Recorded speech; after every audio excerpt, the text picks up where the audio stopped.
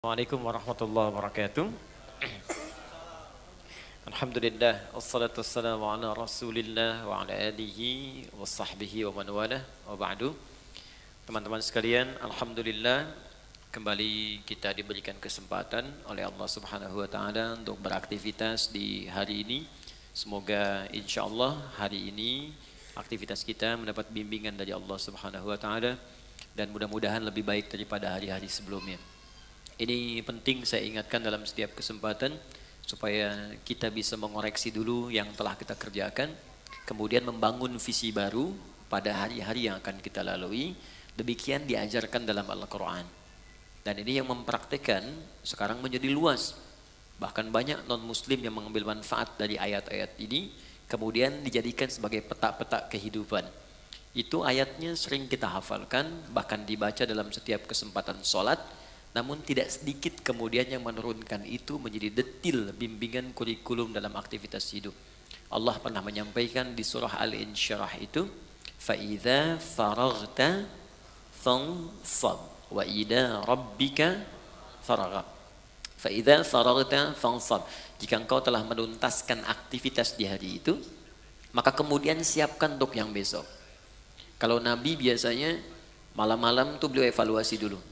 Istighfar, mengevaluasi kekurangan diri di rumah tangga, apa yang kurang, bergaul dengan tetangga apa yang harus diperbaiki, bergaul dengan banyak orang apa yang harus dilengkapi. Dari situ kemudian beliau istighfar sampai 100 kali, 70-100 kali. Padahal sifat beliau itu maksum, dijaga dari salah. Hanya apa yang dikerjakan Nabi, kata Allah, sesungguhnya itu bukan sekedar untuk pribadinya beliau, tapi lebih banyak ditunjukkan kepada umatnya. Kalau Nabi kan dijaga dari berbuat salah. Kalau kita tidak ada penjagaan, karena itu diajarkan oleh Nabi setiap akan istirahat di malam hari, coba banyak mengoreksi diri. Manfaatnya tidur juga akan lebih enak. Ketika orang banyak merenung di kesempatan malam, sebelum tidur dia istighfar, koreksi diri, itu cenderung hatinya lebih tenang. Karena itu ketika dibawa tidur, tidurnya lebih rileks, lebih santai, lebih enak. Beda ketika orang masih mengumpulkan persoalan dalam benaknya dan belum melahirkan ketenangan dalam jiwanya. Beda antara solusi dengan tenang itu lain. Ya, tenang itu belum tentu mendatangkan solusi seketika. Tapi ketika ketenangan itu tiba, walaupun solusi belum datang, tapi jiwanya semakin nyaman. Karena itu di dalam Al-Quran sering diajarkan amalan-amalan yang diantara manfaatnya membuat jiwa kita tenang. Ya, contoh, Allah menyebutkan orang yang sering berzikir itu hatinya tenang. Quran surah 13 ayat ke-28. Ala bizikrillahi tatma'innul qulub. Kata Allah, ala, yakinkan pada jiwamu, aku informasikan dengan kuat, bizikrillahi, dengan banyak berzikir kepada Allah. Ba'nya di sini musahabah, membangun kedekatan. Jadi kalau orang mencoba dekat dengan Tuhan, ingin mendekat kepada Allah, dia banyak berzikir, tatmainnul qulub, maka dampak zikir itu akan berpengaruh kepada ketenangan jiwa. Nah, bagaimana cara berzikir? Diberikan detilnya. Baca Quran itu zikir. Makanya Al-Quran disebut dengan zikir. Quran surah ke-15 Al-Hijr ayat ke-9. Inna nahnu nazzalna dzikra. Kami telah turunkan Al-Quran sebagai zikir. Jadi kalau teman-teman sedang baca Al-Quran, itu ada ketenangan. Zikir di situ. Makanya silahkan kalau Anda tidak percaya, silahkan ketika Anda sedang gelisah, pekerjaankah di kantor, di rumah tangga ada masalah, alih-alih Anda kemudian adu argumentasi atau hanya menuliskan persoalan di media sosial, bikin status yang tidak kunjung tuntas, kenapa kemudian tidak Anda alihkan dengan berwudu, membuka mushaf, baca Quran? Ini jaminan. Demi Allah saya katakan, ketika Anda praktekkan, kata Allah saya berikan ketenangan. Ambil wudu, buka mushaf, baca. Walaupun solusi belum tiba, hati cenderung tenang. Bahkan ada orang-orang yang jangankan baca, dia mendengar Al-Quran saja, itu ada kekuatan dalam jiwanya. Itu ada di Quran surah ke-8 ayat kedua. Innamal mu'minuna alladzina idza dzukirallahu wajilat qulubuhum wa idza tuliyat alaihim ayatuhu zadatuhum imana wa ala rabbihim yatawakkalun. Orang beriman itu kalau dia disebutkan nama Allah, ada getaran dalam jiwanya. Dan kalau dibacakan ayat-ayat Allah, bertambah keimanannya dan semakin dekat hubungannya dengan Tuhan. Tawakalnya kuat. Dikata Allah, kalau Anda nggak sempat baca misalnya, atau kesulitan membaca, buka murotal. Teman-teman di jalan sambil Anda ke pekerjaan, ya, Anda ingin tenang, alih-alih mendengar atau membaca yang tidak jelas, buka murotal. Dengarkan. Minimal itu akan membawa ketenangan pada jiwa, kata Quran. Ada bacaan Quran, ada sholat. Sholat itu disebut zikir. Quran surah ke-20 ayat ke-14. Ya innani anallahu la ilaha illa ana fa'budni wa aqimis sholata li zikri. Kata Allah, saya Allah, tidak ada Tuhan selain saya. Sembah saya. Cara menyembah saya, tunaikan sholat sebagai zikir. Karena itu banyak dulu orang-orang yang ketika sedang gelisah, ada masalah, dia memilih untuk berwudu. Ada yang datang ke masjid, ada yang sholat di rumahnya, minta solusi, minimal ketenangan tiba. Doa, bagian dari zikir. Ya, Quran surah ke-7, ayat ke-205. Wadhkur rabbaka fi nafsika tadarruan wa khifatan wa dunal jahri minal qaul. Silahkan kau berdoa sebagai zikir. Karena itu orang berdoa cenderung tenang. Nah ini disatukan saat kita akan tidur. Silakan Bapak Ibu cek. Bukankah saat akan tidur berdoa? Ya kan? Bukankah saat akan tidur diajarkan baca ayat-ayat? Ya, kalau yang mula-mula diajarkan 3 kul itu, Al-Ikhlas, Al-Falaq, An-Nas, Qul huwallahu ahad, Qul a'udzu birabbil falaq, Qul a'udzu birabbin nas. Tambah ayat kursi supaya tidak diganggu oleh setan saat tidur. Ya, ingat, kita tidur, setan datang dalam tidur. Ya, datang dalam tidur. Makanya kalau ada mimpi buruk, Nabi mengatakan dia diganggu oleh setan. Ya, untuk itu kita meminta pencegahan kepada Allah yang tak mengantuk.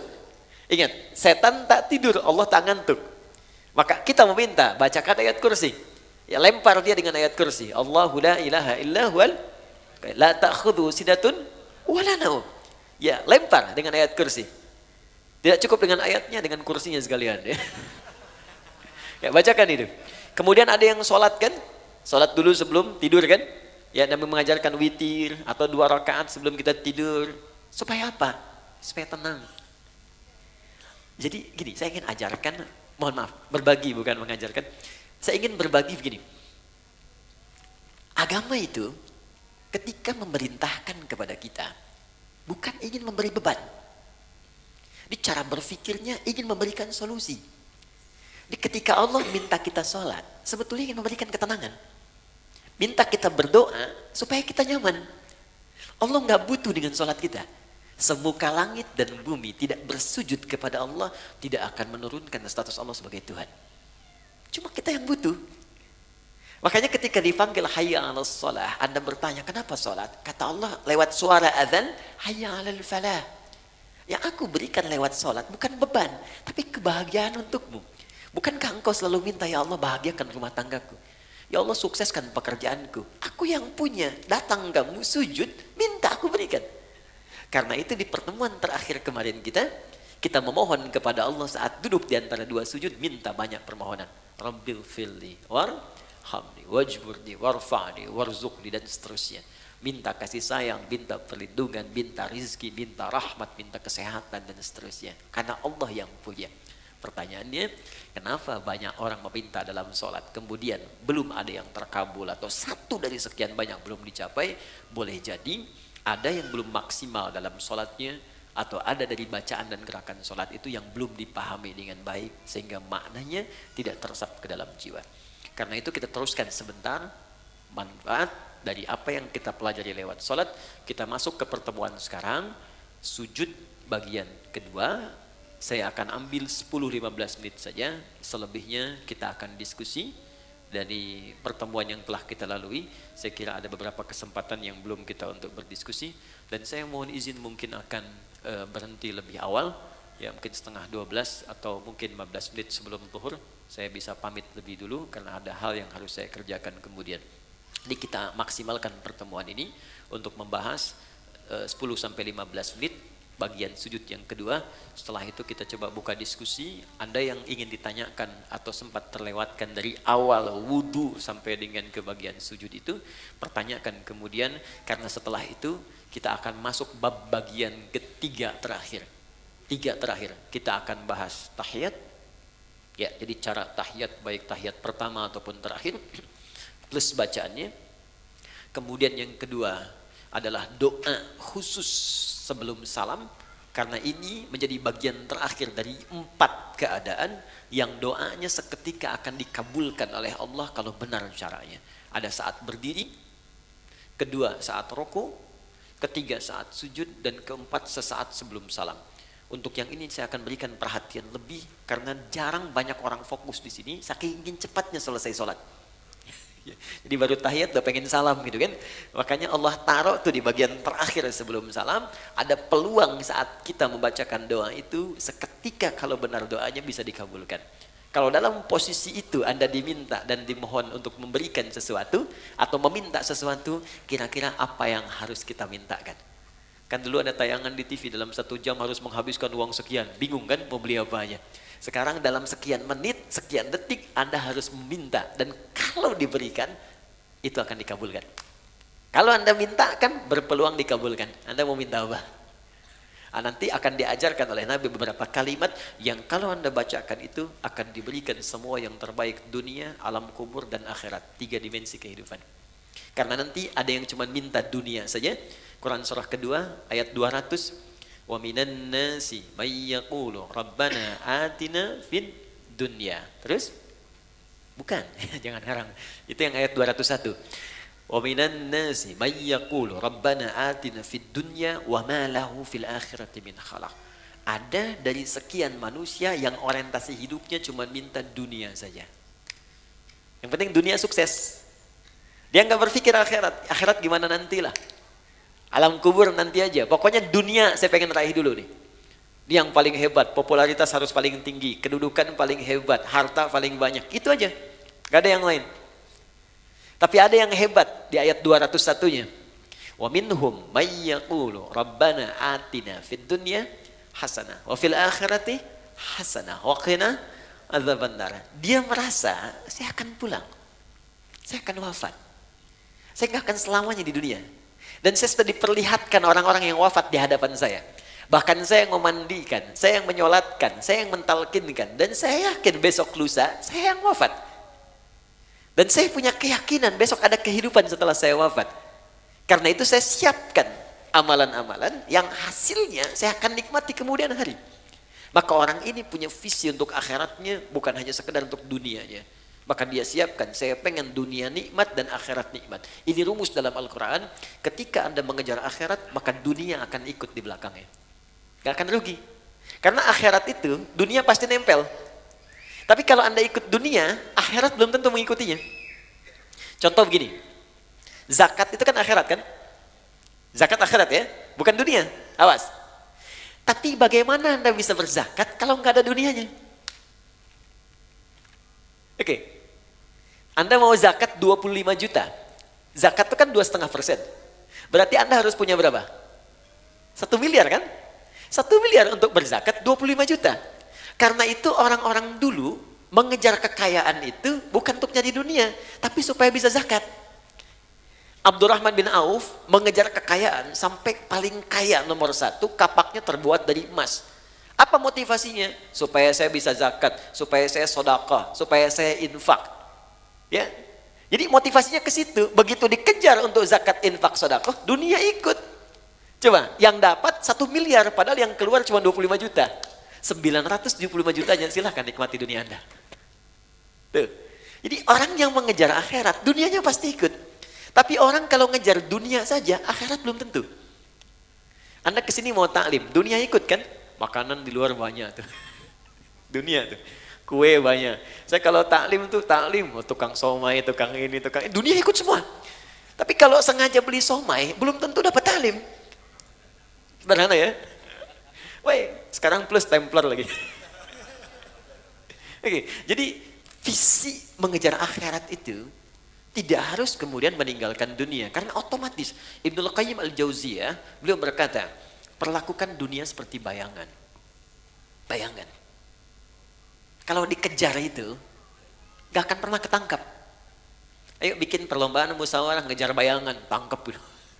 Silakan akan ketemu. Tendangan tanpa bayangan, bayangannya aja nggak bisa diikutin. Ya? Baik, silakan. Maka kata Ibnu Qayyim Al-Jauziyah, cara menangkap bayangan jangan dikejar. Berbaliklah Anda, berjalanlah, maka dia akan mengikuti. Maka dunia seperti bayangan yang ketika Anda tinggalkan berbalik, dia akan mengikuti Anda dalam kehidupan. Jelas sampai sini? Baik, ayatnya nanti bisa kita kumpulkan teman-teman. Sekarang saya sempurnakan dulu, setelah itu kita bisa berdiskusi pada hal-hal yang mungkin ini kita dialogkan insya Allah. Oke, sujud yang pertama, kita diminta oleh Allah kemudian untuk merendahkan diri kita, menyempurnakan penghambaan kita kepada Allah Subhanahu wa Ta'ala. Tidak ada penyembahan yang sempurna, ketaatan yang paling dalam, penghambaan yang paling luar biasa tajam, kecuali saat manusia bisa menundukkan kepalanya menyentuh ke dalam lantai yang ia pijak. Jadi ketika seseorang sudah mulai bersujud, itu pertanda dia sudah merendahkan diri yang paling dalam. Dulu orang-orang di zaman dulu ada Persia, ada Romawi, bahkan ditiru kemudian oleh kerajaan-kerajaan di Nusantara di masa-masa lalu sebelum datang Islam. Untuk kemudian menghormati rajanya, dia ada yang bersujud. Ada yang ruku seperti ini sudah kita bahas. Ada yang sujud kemudian dia menempelkan bahkan kepala di lantainya untuk menandakan kepatuhan kepada rajanya. Apa yang didapatkan dari raja-raja dunia ini?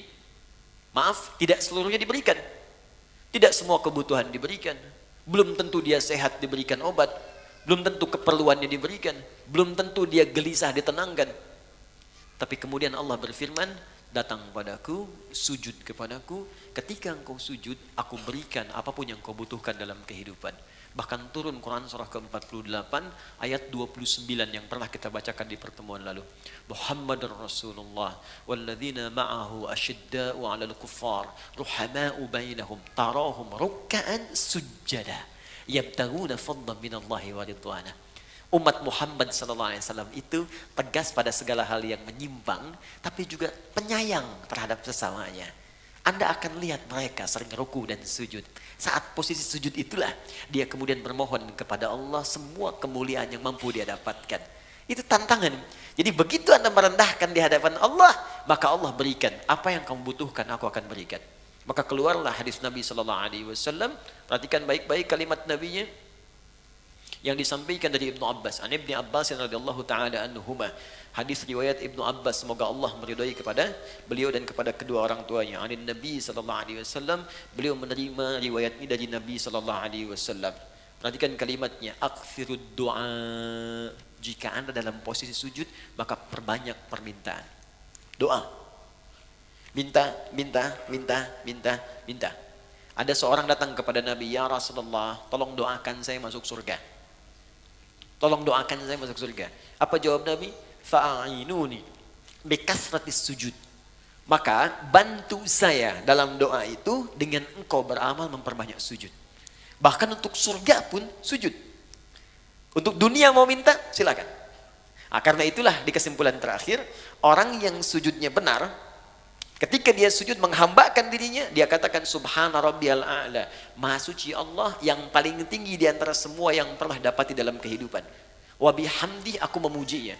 Subhanakallahumma bihamdika Allahumma ighfirli. Aku minta ampun ya Allah kalau selama ini aku salah dalam penghormatan, salah dalam penghambaan. Ampuni saya ya Allah.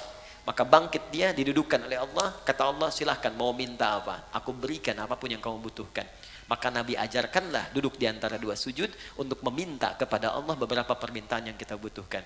Rabbighfirli warhamni wajburni warfa'ni warzuqni, dari sekian yang kita bahas di pertemuan yang lalu. Ada 7 sampai 8 permintaan. Silahkan minta. Makanya minta dengan hati. Jangan cuma di lisan. Ketika Anda mengatakan Rabbighfirli, ingat punya dosa apa. Awas, jangan hambar. Kalau cuma hambar, cuma di lisan. Kalau cuma minta di lisan, itu sudah banyak yang mengerjakan. Ada orang Arab Baduy dulu begitu. Dan dikoreksi oleh Al-Quran. Buka Quran surah ke-49, ayat ke-14. Oke, Quran surah ke-49, Al-Hujurat. Ya. Ayat ke-14. Ya. Jadi ada orang yang sering berucap di lisannya, tapi tidak diikuti dengan hatinya. Jadi nggak ada kekhusyuan, nggak ada kenikmatan dalam jiwanya, nggak meresap permintaannya. Qalatil a'rabu amanna. Ada orang Arab Badui berkata kami beriman. Qul lam tu'minu. Kata Allah, katakan Muhammad SAW, kamu belum serius imannya. Walakin qulu aslamna. Tapi katakan kami baru berislam. Karena orang yang baru berislam itu baru mengucapkan syahadat di lisannya. Bukankah orang berislam baca syahadat? Syahadat itu kan kalimat iman kan? Baru di lisan. Tapi belum masuk ke dalam jiwa. Walamma yadkhulul imanu fi qulubikum. Sementara iman itu belum sampai ke jiwa. Jadi kalau imannya sudah sampai ke jiwa, itu biasanya akan dibawa ke amal soleh.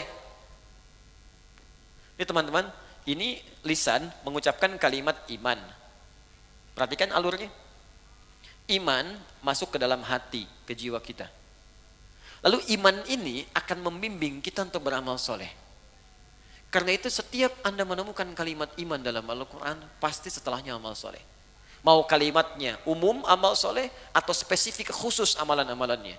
Quran surah 103. Wal asr innal insana lafi illa alladhina iman wa amilus solihat. Detilnya apa? Contoh detil. Ada yang sifatnya ibadah. Al-Baqarah ayat ketiga sampai ayat yang kelima itu. Baik, saya baca dari ayat kedua. Dzalikal kitabul la raiba fihi hudal lil muttaqin. Ayat tiganya, alladzina iman. Setelah itu wa yuqimunas shalah, dibawa dalam salat. Makanya orang-orang yang salat dengan imannya, maka bukan sekedar dia mengucapkan kalimat di lisannya, hatinya mengikuti. Karena iman ini sampai ke hati tadi. Ini begitu lisan mengucapkan, hati kita meresapi. Itu yang cenderung membawa kekhusyuan. Jadi kalau hatinya nggak ikut, susah khusyunya. Misal, bagaimana untuk menghadirkan kekhusyuan itu? Kita paham yang kita bacakan. Lalu kita sertakan penyertaan di jiwa. Misal, kita baca tadi, Rabbighfirli, ya Allah ampuni aku. Logika sederhana mengatakan, orang yang minta ampun itu artinya punya salah kan?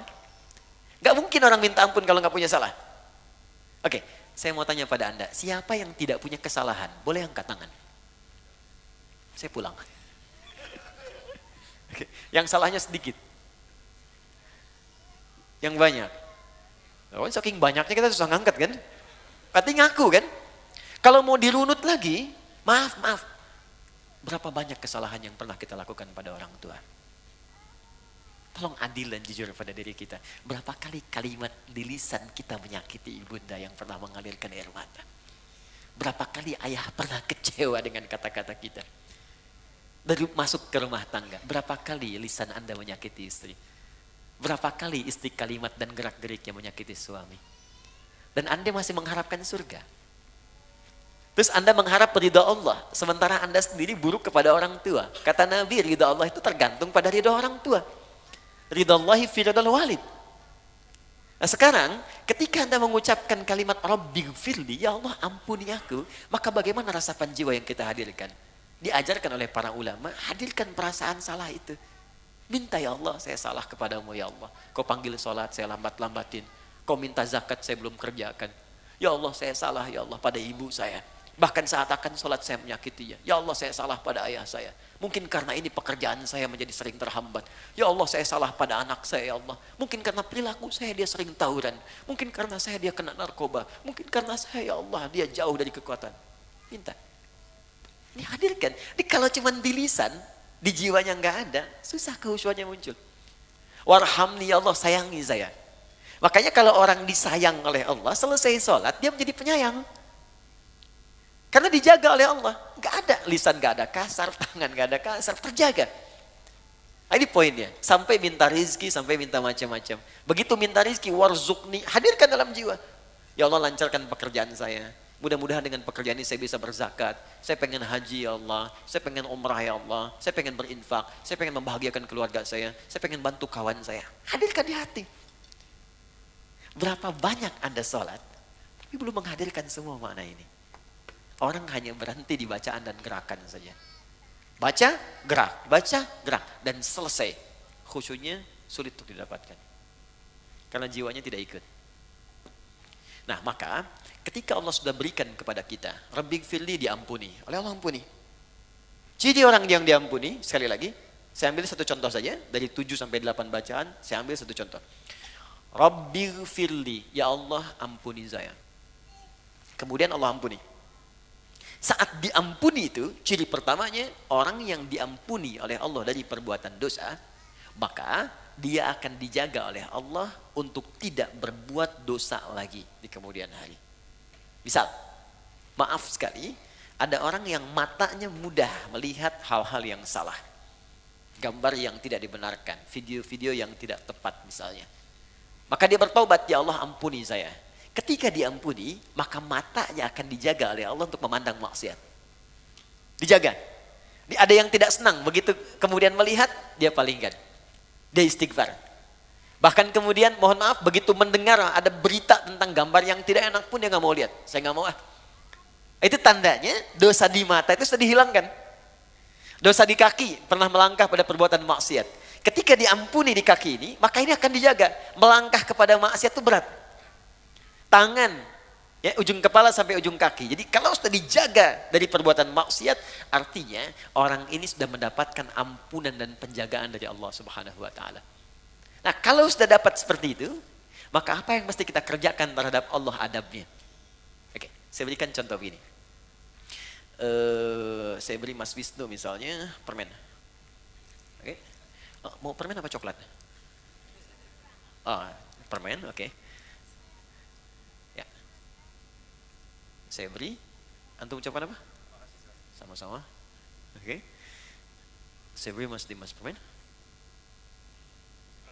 Afwan. Ini bahasa Indonesia, dia udah lupa dipakai bahasa Arab kan. Afwan. Baik, lihat sini. Saya ucapkan, saya berikan, terima kasih kan? Terima kasih, terima kasih. Dia terima, dia kasih. Saya berikan permen, beliau ucapkan terima kasih. Artinya, ada kecenderungan seseorang yang ketika memberi sesuatu, maka akan direspon dengan kalimat baik untuk mengucapkan terima kasih. Dia kan? Oke, sekarang kita memohon kepada Allah. Perhatikan baik-baik. Ya Allah, ampuni dosa saya. Lalu kita diberikan oleh Allah jawaban, saya ampuni kamu. Jelas? Kalau pada manusia saja, kemudian kita meminta dan diberi, kita ucapkan terima kasih. Sekarang bagaimana caranya kita berterima kasih, bersyukur kepada Allah ketika Allah memberikan apa yang kita mintakan? Maka tidak ada cara yang terbaik kecuali merendahkan diri kita yang paling dalam untuk memohon dan kebaikan dan berterima kasih atas nikmat yang diberikan tadi. Maka sujud dijadikan menjadi 2 bagian dalam sholat. Sujud yang pertama untuk pengantar pada pemohonan supaya diberikan. Bagian kedua sebagai syukur kita kepada Allah saat apa yang kita mohonkan itu diberikan oleh Allah Subhanahu wa taala. Karena itulah ruku beda dengan sujud. Ruku hanya sekali saat ruku, kemudiannya tidak, sujud tidak. Begitu Anda menghamba, sujud. Kata Allah, mau butuh apa? Minta. Anda bangun. Bangun hambaku, mau minta apa? Maka Anda katakan, Rabbighfirli ya Allah, ampuni saya. Warhamni ya Allah, sayangi saya. Warfa'ni ya Allah, mohon angkat derajat saya. Warzuqni ya Allah, mohon berikan saya rezeki. Minta. Sudah semuanya? Sudah, saya berikan. 1, 2, 3, 4. Terima kasih ya Allah. Bagaimana berterima kasihnya? Sujud lagi. Maka setelah itulah kemudian kita sujud dan memohon kepada Allah kebaikan-kebaikan itu bisa bermanfaat dalam kehidupan kita. Jelas sampai di sini? Maka kita mintakan dalam sujud kita, sujud lagi, subhanakallahumma bihamdika Allahumma ighfirli, wa subhana rabbiyal a'la wa bihamdi. Ya Allah, hanya Engkau yang paling tinggi ya Allah. Aku berterima kasih kepadamu ya Allah. Segala pujian hanya untukmu ya Allah. Aku mohon ampun kalau selama ini banyak salah. Bangkit, bangkit, bangkit. Maka setelah sujud yang kedua, kita diminta bangkit lagi oleh Allah Subhanahu wa taala. Baik. Saya tadi berikan permen, bilang apa? Terima kasih. Jawaban saya sama-sama. Manusia ketika memberi, kemudian yang menerima mengucapkan terima kasih, jawabannya memberi sama-sama. Terima lagi, terima kasih, sama-sama. Allah tidak. Begitu memberi kepada kita, kita ucapkan terima kasih ya Allah. Kata Allah, mau apa lagi? Mau ini ya Allah, terima kasih ya Allah, mau apa lagi? Setiap kita bilang terima kasih syukur, maka Allah akan tambah, tambah, tambah, tambah. Turunlah Quran surah ke-14 ayat ke-7. La in syakartum la azidannakum. Quran surah ke-14 ayat 7.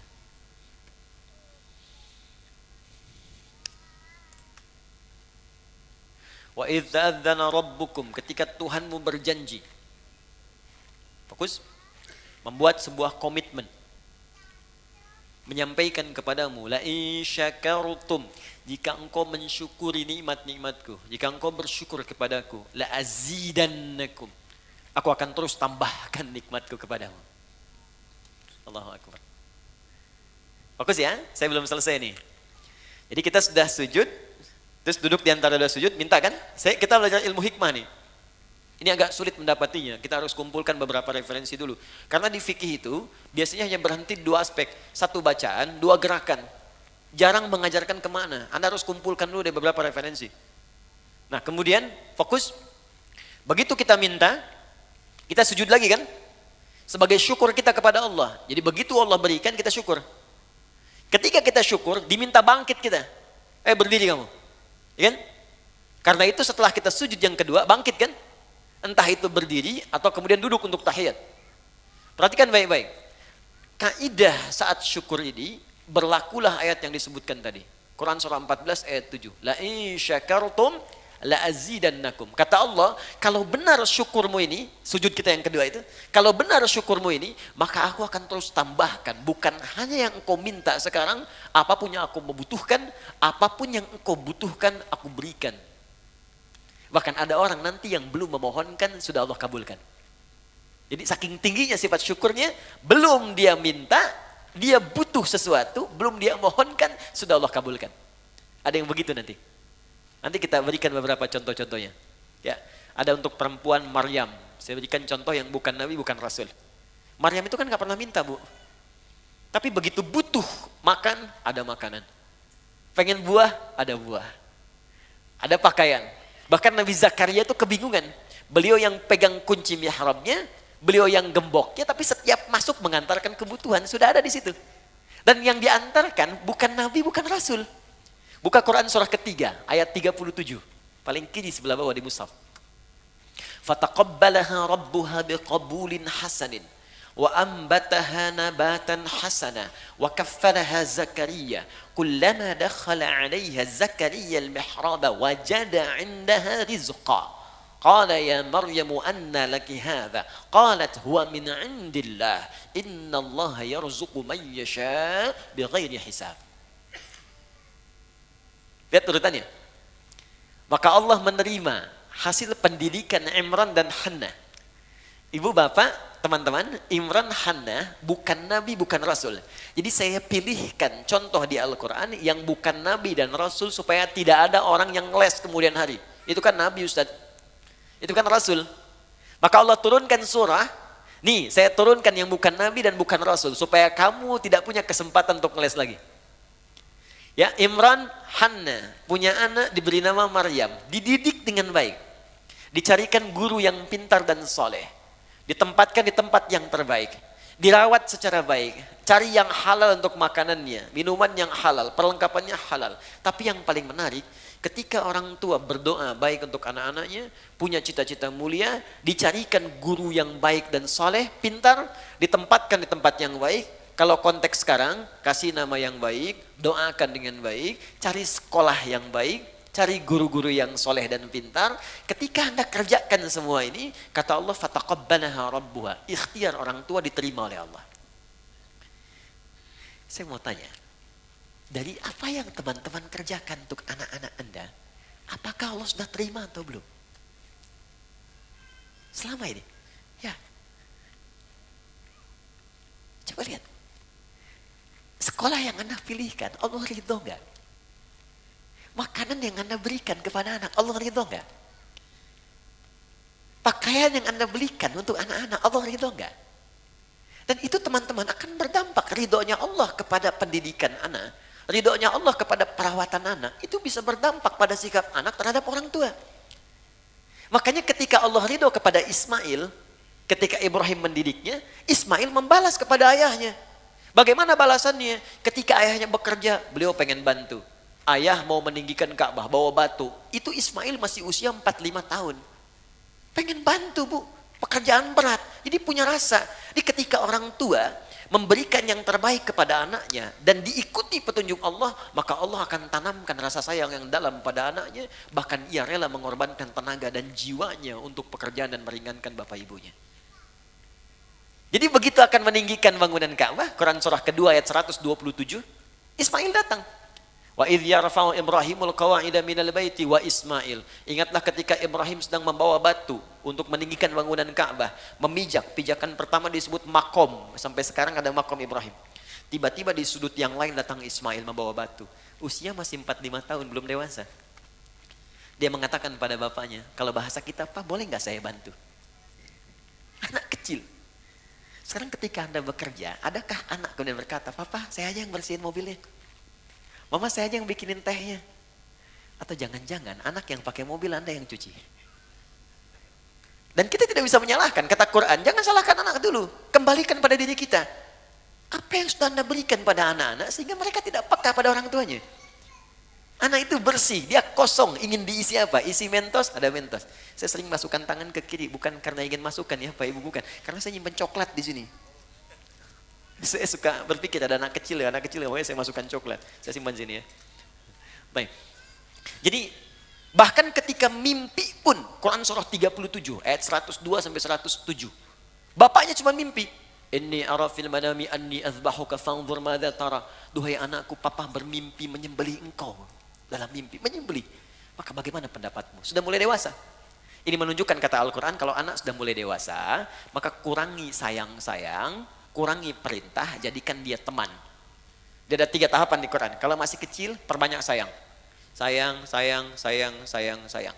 Sudah mulai agak besar, SD ke SMP, kurangi sayang, masukkan perintah. Itu manhaj Quran, nanti ayatnya banyak. Sayangnya kurangi, perintah masuk.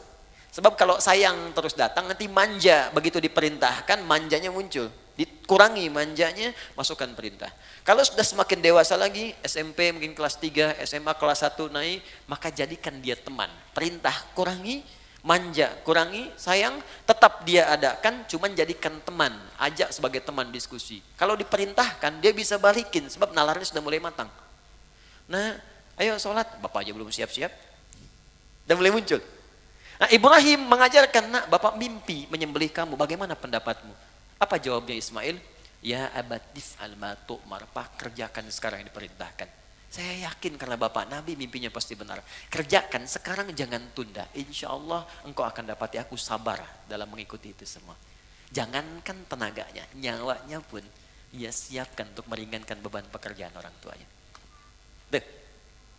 Kembalikan ke Maryam tadi. Ya, jadi ketika dirawat dengan benar, apa yang diberikan?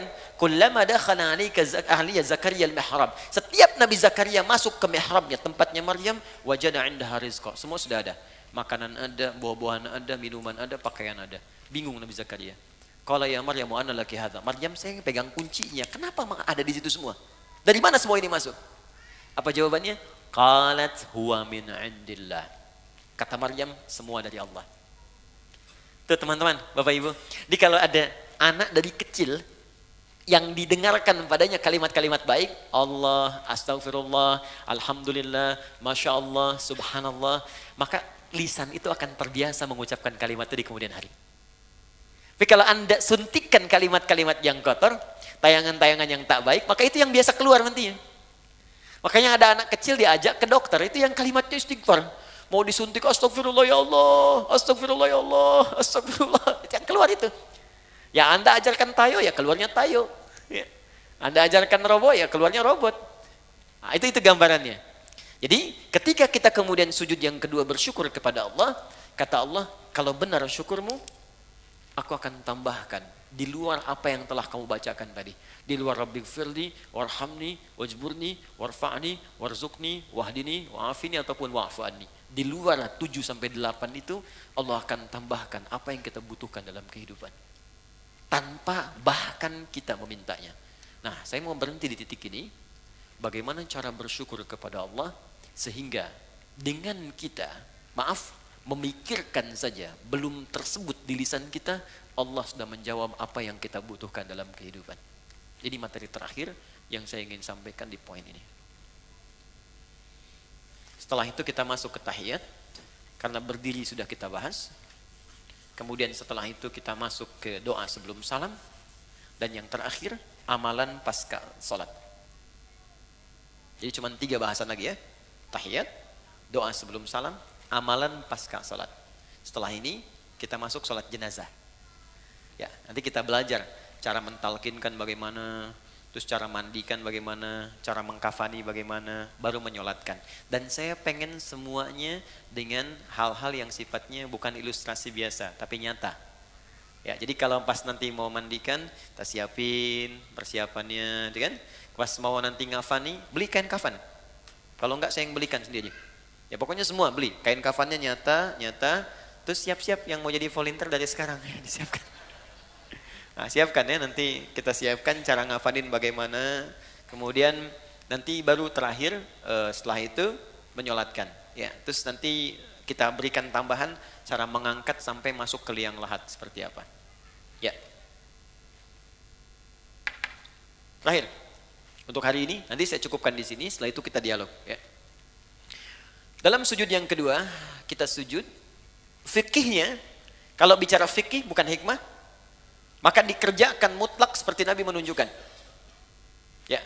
Sallu kama ra'aitumuni usalli. Salatlah kalian seperti melihat aku salat. Jadi fikihnya setelah kita duduk di antara 2 sujud, sujud kembali. Posisinya seperti yang pertama, menempel 7 plus dengan tambahan hidung.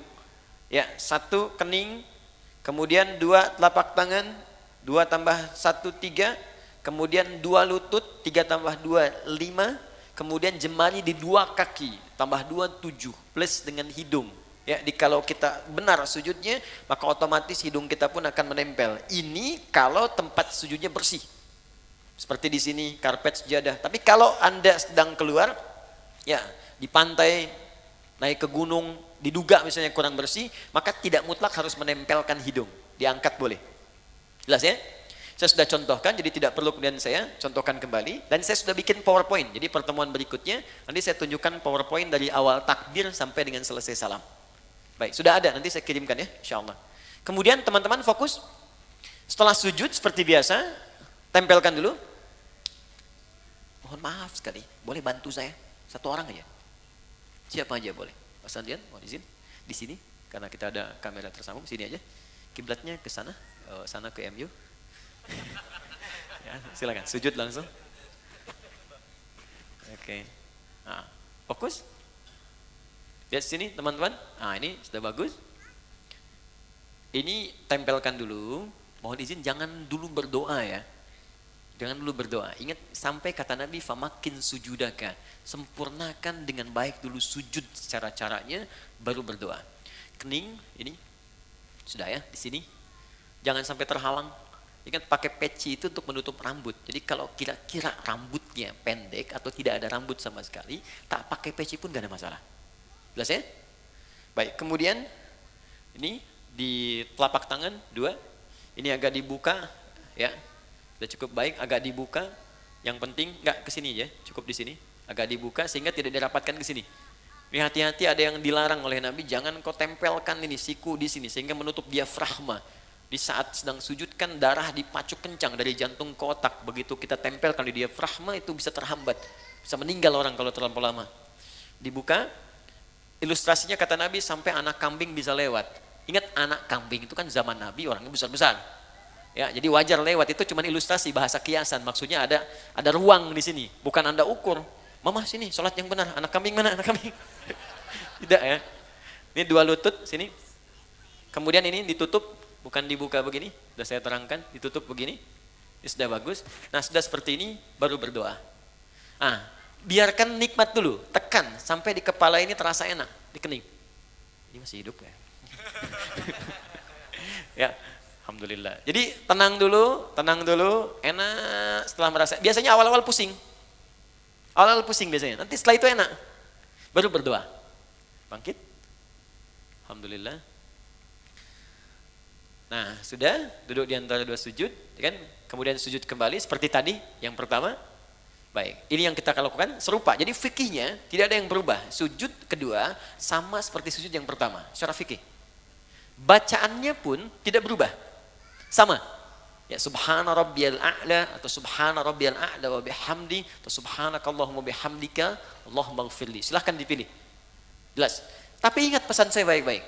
Itu bacaan tadi itu hanya pengantar pada doa. Ingat, bacaan formal pengantar doa. Ingat pelajaran kita yang lalu. Setelah itu minta kepada Allah. Apa yang kita mintakan? Ingat baik-baik, sujud pertama kita minta silakan dalam hati. Rasakan apa yang kita mohonkan. Bangkit, duduk di antara dua sujud. Diajarkan oleh Nabi. Ini, permintaan ini yang kamu bacakan. Kemudian kita sujud lagi. Bacakan seperti yang pertama, tapi ingat sujud yang kedua mengandung makna syukur. Kalau benar syukurnya, Allah akan berikan lebih dari apa yang kita bacakan dalam duduk di antara dua sujud tadi. Bahkan ada orang yang belum minta, sudah Allah berikan. Seperti Maryam tadi, gak minta, Allah sampaikan. Seperti Luqman dengan anaknya, yang bukan Nabi, bukan Rasul. Seperti Umar pernah mendapatkannya. Seperti Abu Bakar pernah meraihnya. Seperti Ali pernah mendapatkannya. Bukan Nabi, bukan Rasul, tapi mendapatkan kemuliaannya. Paham sampai sini? Nah sekarang, ketika sudah sujud, kemudian bangkit, baik tahiyat ataupun bangun kembali, ada satu PR yang harus kita praktekkan dulu. Kata Allah, kamu syukur, saya tambahkan. Bagaimana cara bersyukur dan apa itu syukur? Kita bahas ini kurang lebih 1-5 menit. Setelah itu kita cukupkan, kita buka untuk diskusi. Sepakat? Oke, silakan Mas. Jazakallah khair. Syukur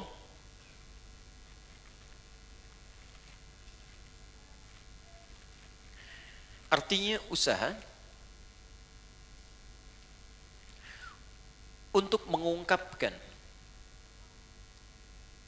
upaya untuk mengungkapkan rasa terima kasih,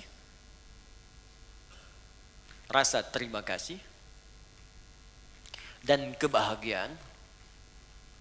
Upaya untuk mengungkapkan rasa terima kasih dan kebahagiaan atas nikmat yang diperoleh, upaya untuk mengungkapkan rasa terima kasih atau kebahagiaan atas nikmat yang diperoleh. Perhatikan bagian ini rahasianya. Perhatikan bagian ini.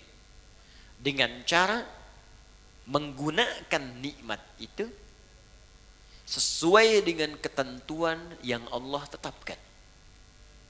Dengan cara menggunakan nikmat itu sesuai dengan ketentuan yang telah Allah tetapkan. Awas, bagian terakhir ini sangat penting. Ini yang paling penting. Contoh. Yuk, masih ingat teman-teman? Dalam duduk di antara dua sujud, apa yang kita ucapkan pertama kali?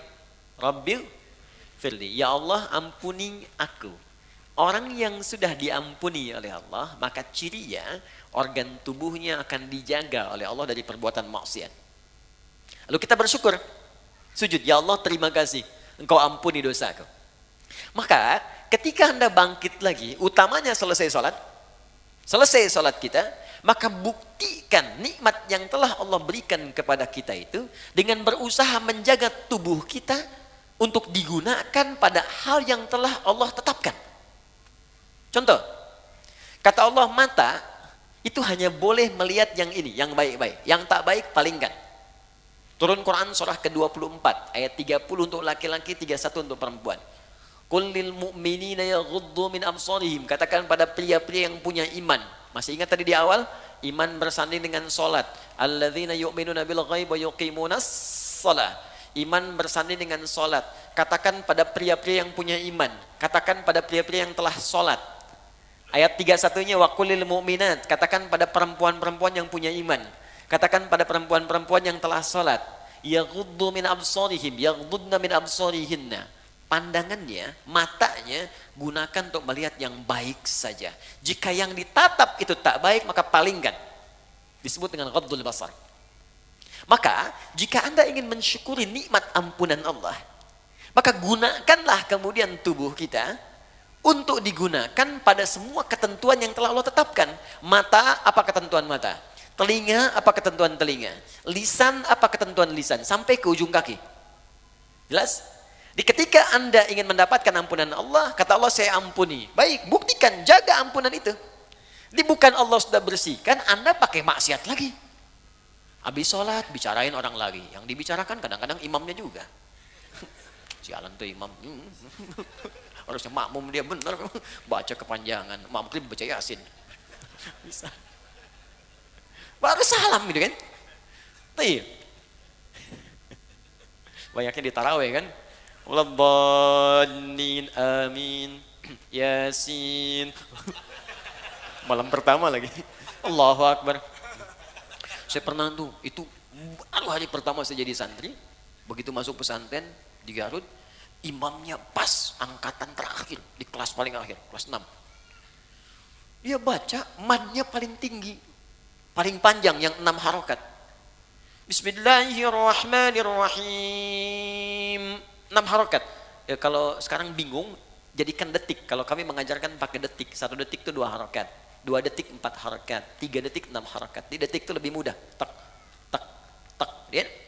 Alhamdulillahi Rabbil Alamin Ar-Rahmanir Rahim Maliki Yaumiddin. 6 harakat panjang sampai waladhdallin. Jadi ketika dia baca 6 harakat itu kan lewat tadi 3 menit Al-Fatihah aja.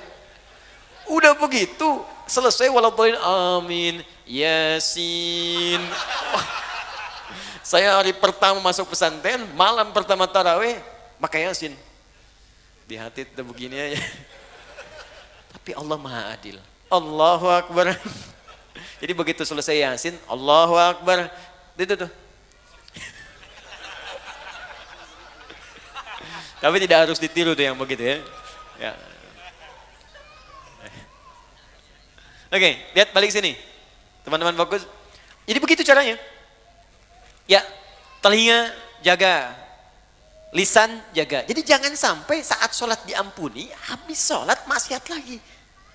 Ini menunjukkan ada yang salah dalam sholatnya. Tuh, sampai nangis anak-anak tuh. Banyak yang begitu. Ya sayang, gak apa-apa. Mau coklat? Oke. Ada berapa? 1 orang? Tolong ke belakang. Rizki. Saya tutup.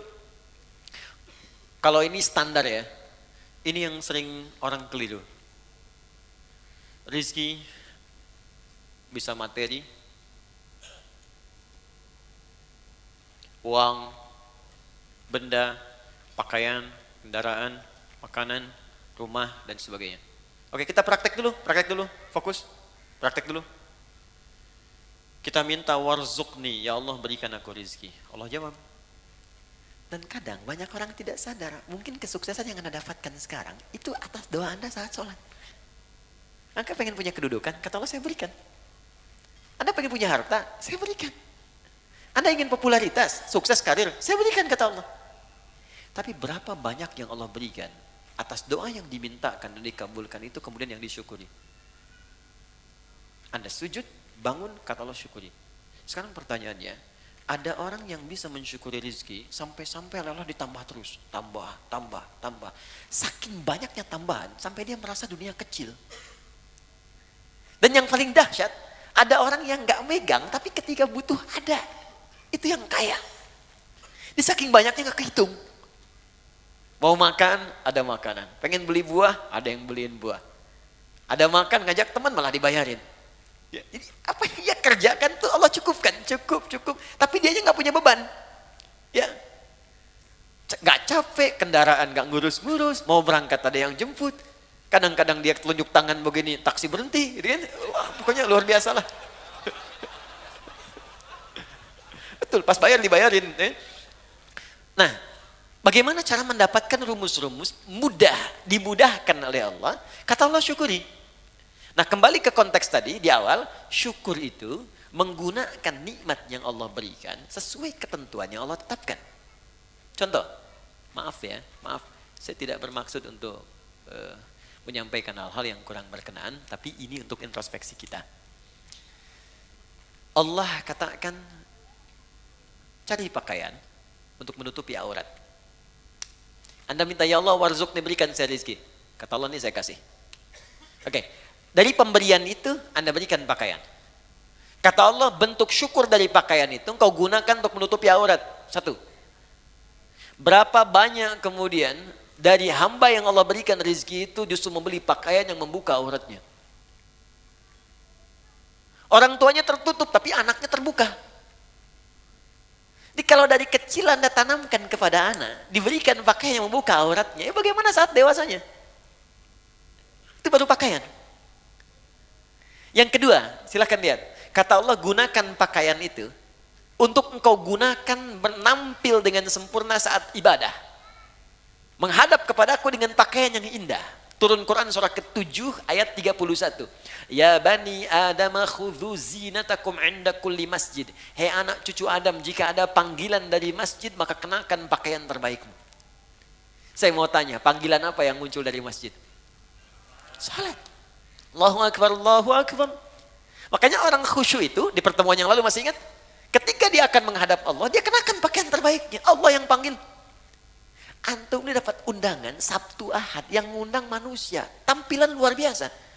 Ada yang pesan dulu, jasnya dibikin dulu, sepatunya juga bikin dulu, mereknya ditampilkan dulu. Hanya untuk penuhi undangan manusia.